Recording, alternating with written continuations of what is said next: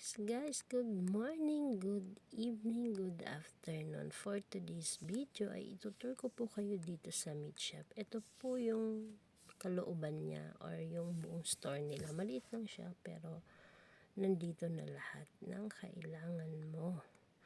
Ayan, dito po yung section ng mga hotdog, longganisa, ayan, mga marinade, nandito rin po yung mga karne nila.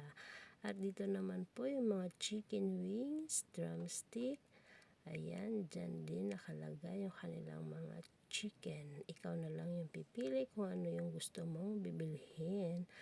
Ayan, at marami po silang mga tindera or nag-a-assist kaya hindi po matagal dito guys. Mabilis lang talaga pag bumili ka dito. Saglit lang po sila.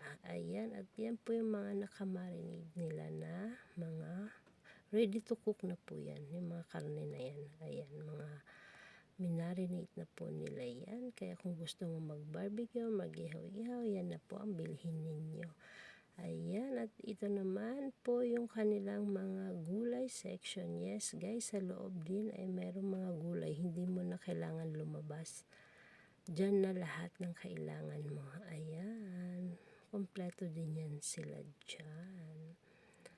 Ayan, at ako po ay nag-video-video lang saglit dahil si Habi po ang nabili at ako ay dito lang sa likod.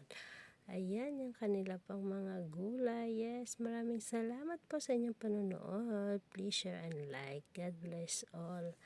Thank you so much guys. Bye.